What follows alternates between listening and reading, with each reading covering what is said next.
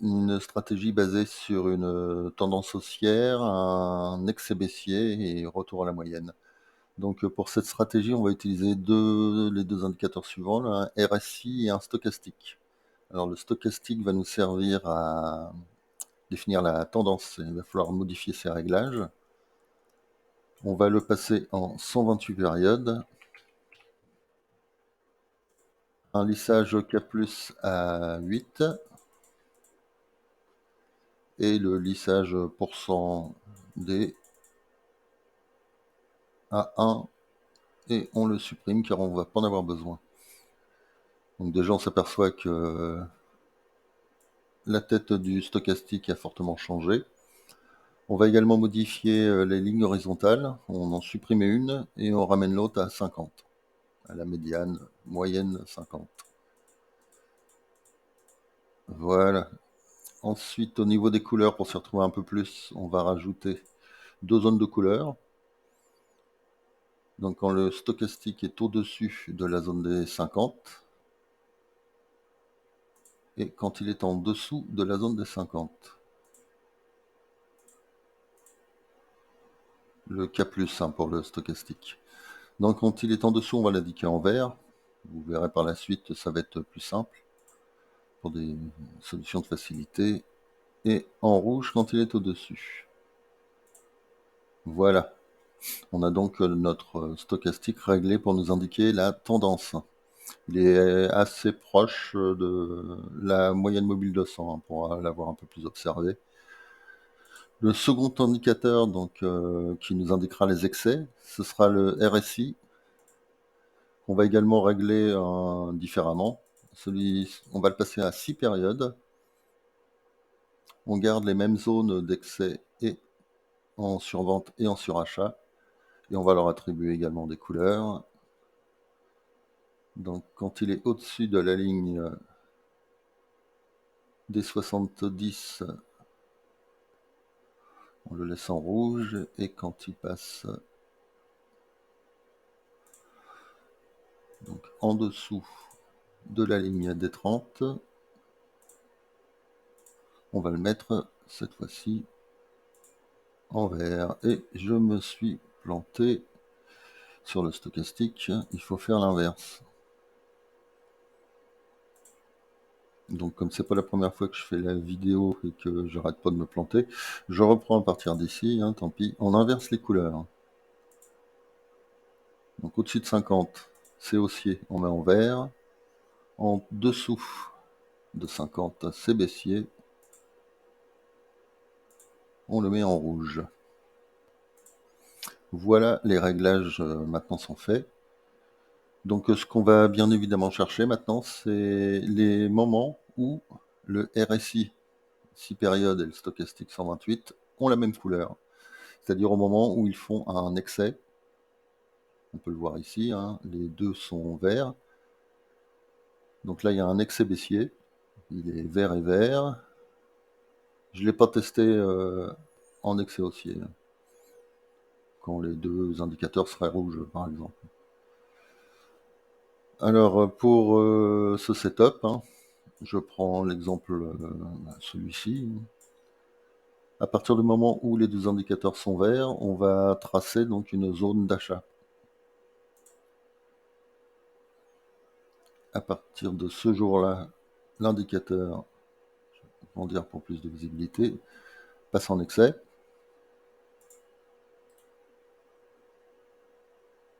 Le signal d'achat sera la cassure de ce plus haut.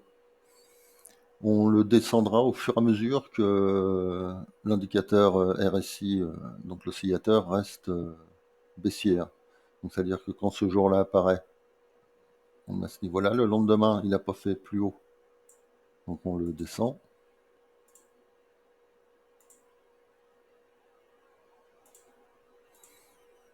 Je suis désolé, hein, c'est ma première vidéo, j'avoue avoir un petit peu de mal. Je suis pas aussi à l'aise que Trado.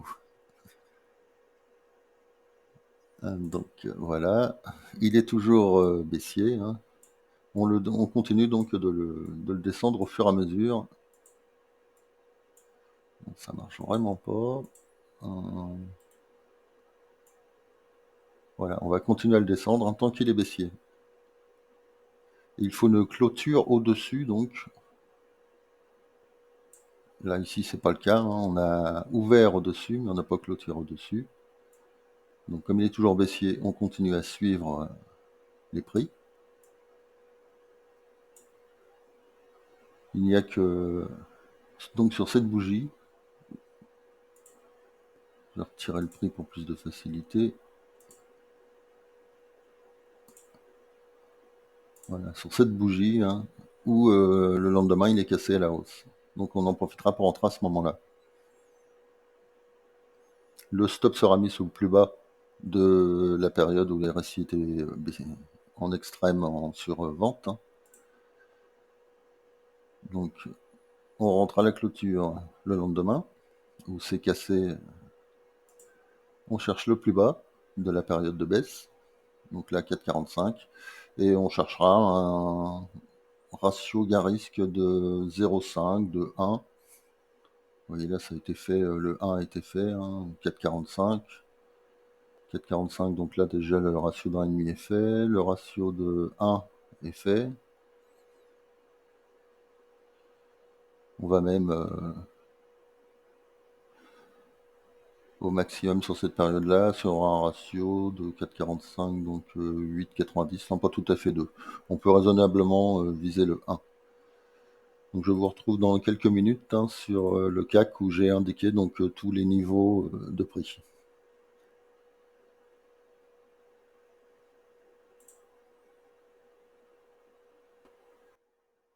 Nous voici donc sur le CAC 40 en unité jour, en vue historique. J'ai indiqué donc sur cette vue toute par des petites horizontales rouges les fois où on a fait un excès baissier. Donc les deux indicateurs verts. Et là, il va falloir que je fasse le tri, hein. C'est-à-dire qu'on va pouvoir éliminer certains de ces signaux. Par exemple, vous prenez celui-ci. Là, on avait un excès baissier en tendance haussière. On n'a pas clôturé au-dessus, donc on n'est pas rentré. On a refait un excès baissier, on peut supprimer le premier. Tout simplement, on s'embête pas. C'est l'excès qui nous intéresse, hein. En fin de compte, on ne fait que suivre l'excès baissier jusqu'à son maximum. Donc là, on a bien un signal le lendemain avec la clôture au-dessus des plus hauts de l'excès. Là, on prendra donc le plus bas, soit le plus bas de la veille ou le plus bas du jour, hein, comme zone de stop. Donc 3,09 par exemple, hein, pour se donner un peu de marge, et on s'aperçoit que les 3,09 ont fait, là, cette fois-ci, c'est un très bon exemple, hein, où on fait largement fois 6.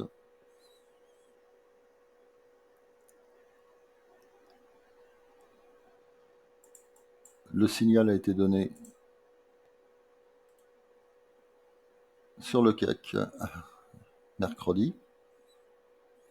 Et donc, comme je viens de vous l'expliquer, hein, là, il y a bien un excès. On en est sorti, mais on n'a pas clôturé plus haut. On refait un excès. On peut supprimer. Donc là, le signal d'entrée, éventuellement, pour le CAC, pour un achat sur le CAC, hein, sera une clôture au-dessus des plus hauts du dernier excès, à moins qu'on continue de baisser, hein. Donc là, ce serait 7441. Donc je fais défiler, hein. Là, c'est une première analyse brute où je n'ai pas retiré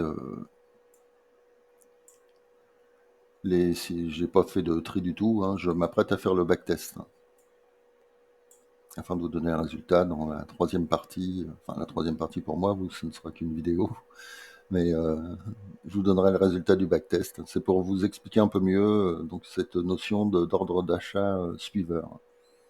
Par exemple, ici, donc on a fait un de l'excès. Je vous montrerai plusieurs exemples, ça va être plus simple. Là, donc on a bien notre excès, RSI sous les 30. Il continue à baisser, donc on abaisse, mal pris, vais le prendre comme ça. On abaisse notre zone d'achat qui se situe donc le lendemain à ce niveau-là.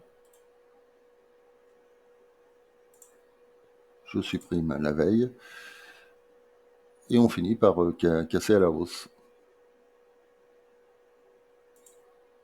Donc là, on prend la clôture à laquelle on est rentré, 1,46. La sortie se fera soit sous le stop initial, soit c'est chacun de voir. Hein, à stop BE si on prend des profits partiels à 0,5 ou quand la zone repasse, pourquoi pas, quand elle repasse en rouge. Pour le test, je ferai uniquement, moi, pour le backtest, hein, x 0,5, x1 et x2.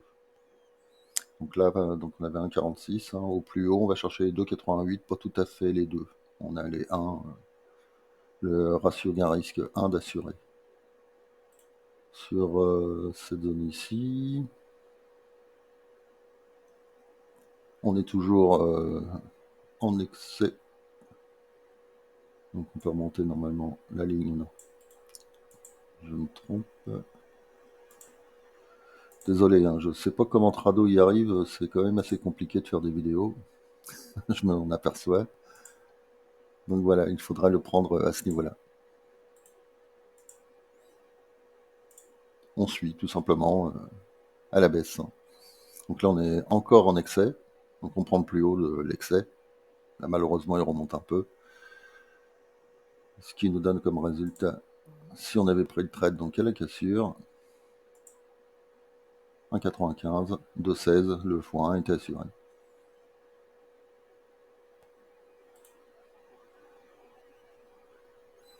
Bon, je vous montre encore le trade suivant. On est en 2023, je vais remonter un peu plus loin. Dans le temps, avec des exemples qui fonctionnent beaucoup moins. Ici, par exemple, là, on rentre en excès sur le RSI. Le stochastique est vert, donc haussier. On met notre niveau à casser. Le prix continue à descendre, le RSI également. Le stochastique passe dans le rouge, donc le signal est invalidé. On laisse tomber, hein, par précaution. On ne sait jamais jusqu'où ça peut rebondir et baisser par la suite. Hein. Là, si on regarde, il aurait fallu quand même un bon petit moment pour retrouver la cassure de ce niveau-là. Donc celui-ci, vu que le stochastique passe rouge, on supprime. Le signal est invalidé.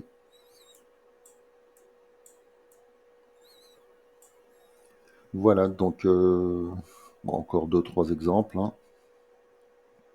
Donc un excès baissier dans une tendance haussière. On sera rentré à la clôture ici pour 2,77. On ne les fait pas du tout. On casse même les précédents plus bas. Donc là, c'est un échec.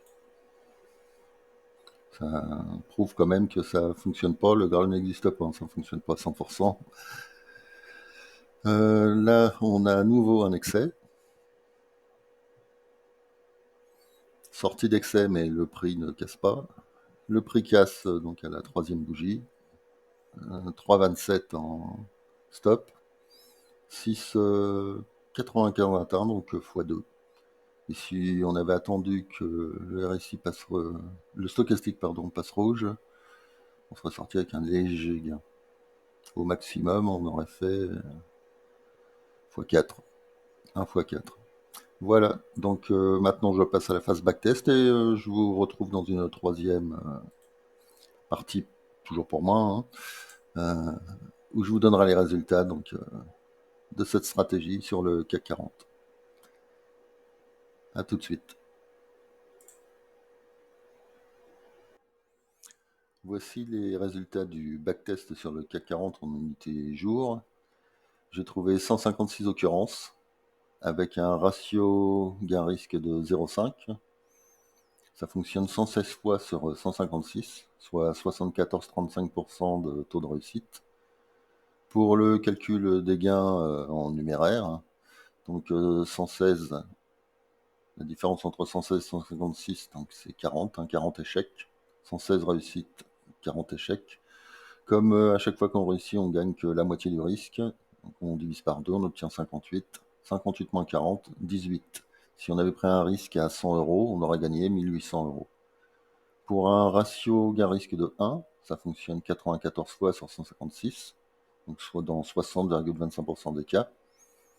Le calcul est plus simple. 94 moins le nombre d'occurrences réussies, moins 62 le nombre d'occurrences en échec, on obtient 32, avec un risque à 100, 3200 euros de gain. Pour un ratio gain-risque de 2, donc ça fonctionne 71 fois sur 156. Là, ça fonctionne moins souvent que ça loupe. Donc il y a plus d'échecs que de réussites. Mais comme on gagne 2 fois plus quand on réussit que quand on échoue, donc là, avec un ratio de 2, donc 71 fois 2, 142, moins 85 échecs, ça fait 57. Donc avec un risque à 100 euros, ça fait 5700 de gains. Et enfin, j'ai fait le ratio 3, parce que quand ça fonctionne, des fois ça va même x6, x8, rarement x10, mais ça peut aller beaucoup plus haut que 3. Donc à 3, ça fonctionne que 55 fois sur 156, donc dans 35%, 35,25% de taux de réussite. On multiplie donc les occurrences en réussite par 3, ce qui fait 165, moins 100 une fois où ça échoue, ce qui fait 64 réussites. Enfin, 64, c'est donc ce que vous auriez gagné. Avec un risque à 100, ça fait 6400 euros de gain. Donc 156 occurrences sur l'historique du CAC, c'est pas énorme, ce qui en fait une stratégie peut-être plus trend following, swing. Ça fait une moyenne de 5 occurrences par an. Voilà donc ce que je voulais vous présenter. Donc je vous fais un petit rappel de la stratégie. Il vous faut donc pour la tendance un stochastique réglé à 128 périodes, un K% à 8 et le pourcent D, on n'en a pas besoin. Quand le stochastique est vert au-dessus de 50, donc la tendance est haussière. Quand c'est rouge sous les 50, la tendance est baissière.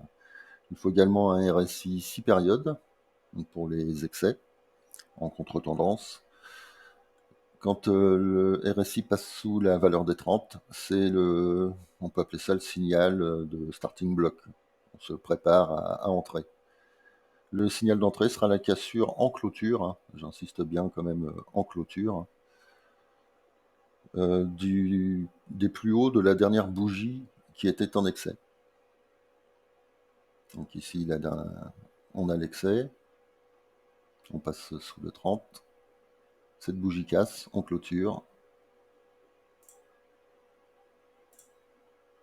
1,46, 2,88 fois 1. Voilà, on rentre qu'après la clôture.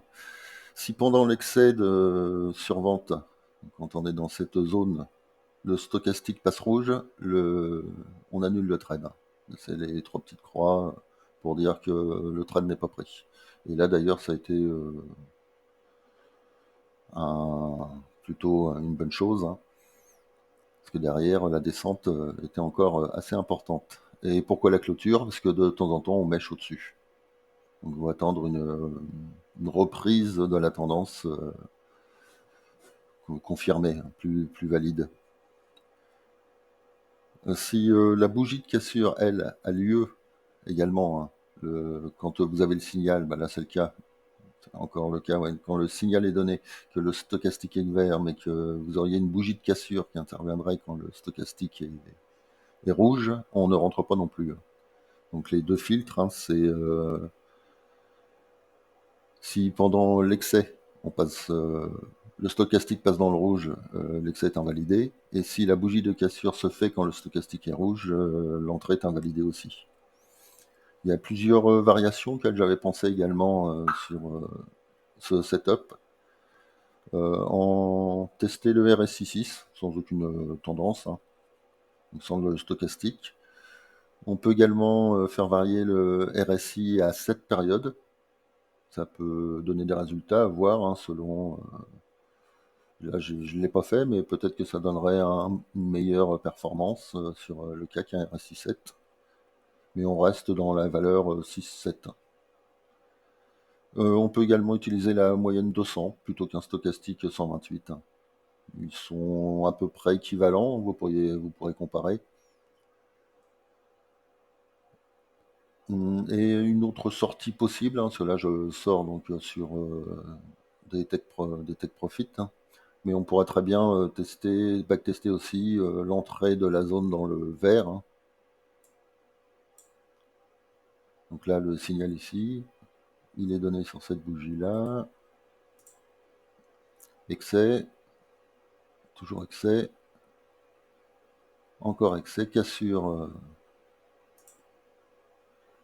de la dernière bougie en excès, 2,92. On ressort quand le stochastique passe dans le rouge, donc sous les 50, sur cette bougie-ci, et on aurait fait 7,50. C'est une stratégie un peu plus trend following, celle-ci. Faut pas être, on a moins d'occurrences, faut être moins pressé. Donc je l'ai testé qu'avec le CAC 40 en unité jour, mais ça mérite quand même des tests plus approfondis sur d'autres unités de temps, sur d'autres indices, sur le forex, les cryptos et les actions également. Voilà pour ce que je voulais vous présenter. J'espère que ça vous aura plu. Je compte sur votre indulgence pour la vidéo. C'est la première fois que j'en fais une. Je m'aperçois que c'est pas évident d'être à l'aise devant une caméra. Je sais pas comment font Trado et Tino, sans doute l'habitude. Voilà pour ce setup. J'en aurai éventuellement d'autres à vous montrer par la suite si la vidéo vous a plu et si j'arrive à être un peu plus à l'aise. Bon, bonne fin de journée à tout le monde. Au revoir.